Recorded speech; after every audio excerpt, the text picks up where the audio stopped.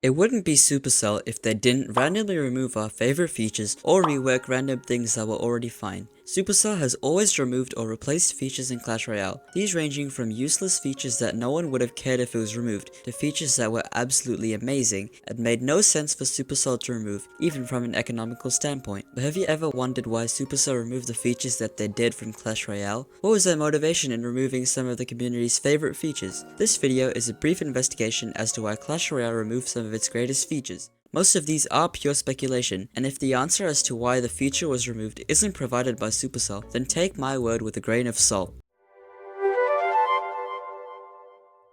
Quests were removed during the release of Clan Wars 2. Even though people were sad about its removal, there are some reasons I believe they were removed. Supercell might have removed it because you could easily farm quests in party mode without losing trophies, so when people started building decks to try and complete quests as quickly as possible for really good chests like super magical chests and legendary chests, 2v2 teammates were getting annoyed that their partner would only play buildings or a specific card instead of properly playing 2v2. Because some people never played ladder and still got really good rewards, they were also leveling up their cards far too fast, and therefore when they played on ladder, they had an unrealistically high win rate because no matter how skilled you are, if someone is overleveled, it is so tough to beat them. And knowing Supercell, they probably realized that it was so easy to farm that some people stopped paying for chests like magical chests and super magical chests. So they had to stop quests before they became too overpowered, which is a lesson they've learnt with masteries, which are designed to take months instead of quests which were designed to take a couple of days to weeks.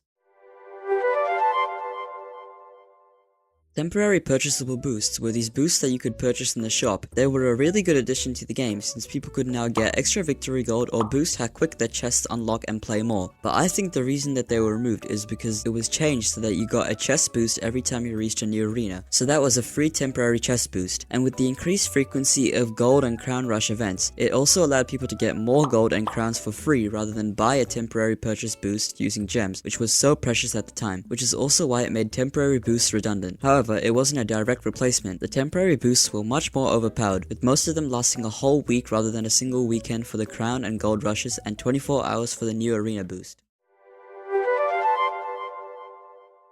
Why exactly did Supercell remove the Royal Wild Chest and Book of Cards from the Past Royale tiers, even though it seems obvious why they did? Hello, I like money. There are a few theories that don't involve Supercell being extremely greedy. If you think about it, the old Past Royale was way too overpowered, with it only being $5 for not only a book of books that works to upgrade cards of any rarity, even champions, but also a magic coin that can cover the cost of the aforementioned upgrade. This led to a lot of players buying the pass every season and maxing champions or legendary cards way quicker than what was intended for their arena, and it led to free-to-play players being forced lower while pay-to-win players kept going higher and higher until there was a region where no progression was occurring due to a low skill of players but higher level of cards, and that region today can be described as mid-ladder. So it seems fair that Supercell, in their best intentions, didn't want to make the situation for free-to-play players worse than it already was, and therefore needed to nerf the Past Royale, and it was also to try and maximize their own profit, which didn't really work out since no one even bought the new Past Royale when it came out.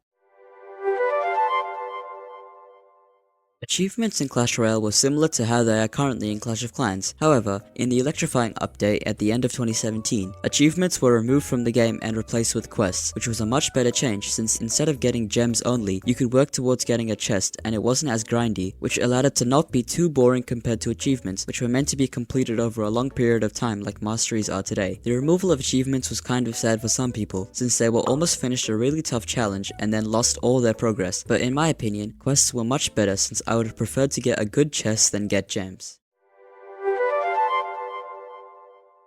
When Supercell removed the opponent left the match notification, some people were confused, but the reason it was removed is because if it showed that the opponent left the match, then players would just spam the bridge with all their elixir even though the opponent was probably just lagging out, and it also induced a lot of toxicity because when it showed the opponent left the match, people would just assume that the other person rage quit, so I guess it did make a lot of people toxic. Free chests were one of the most recognizable chests ever, and so, when they were removed, people were mad at Supercell. This chest was one of the most loved chests, mostly because getting a legendary for free was a really good feeling, but other than that, it felt like mostly a meme, much like all those TikToks about how Larry is the best card in the game when in reality it is probably the weakest. Not the worst, just the weakest. This chest was mostly useless. It was probably worse to spend the time to open it up than even get the rewards, because the rewards you got from this chest was next to nothing. And while people might complain that it was free, which is fair enough, it's still not that good of a chest, so it made sense for Supercell to remove it. Before the magic update, in the exclusive Clash Royale tiers, there were lightning chests of each rarity, with each chest being the exact same as their normal rarity counterpart, but having lightning strikes. However, because of the magic update, Supercell simply replaced these chests with an equivalent number of wild cards as the cards you got in these chests, which in my opinion was so much better since now you could choose what cards you wanted instead of it being random and not getting it from lightning strikes.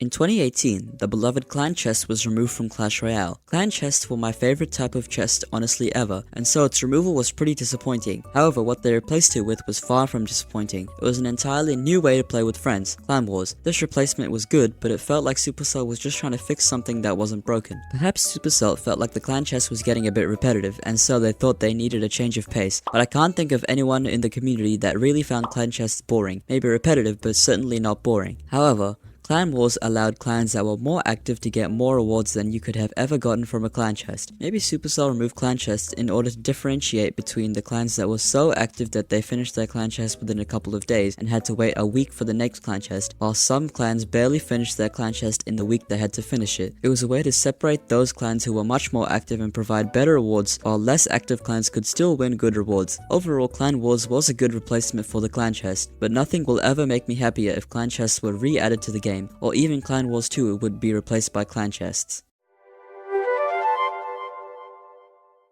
Because gems are one of the parts of Clash Royale that can be bought with real life money, gems have their own monetary value. If Supercell continued to run gem rush events as frequently as they did, it would disrupt the economy and devalue gems that can be bought with real life money. Not good for profit. While you could say that Supercell did it out of greed, there is no question that constant gem rush events were causing an imbalance in the true value of gems, and so it's no surprise that Supercell would stop running the events entirely.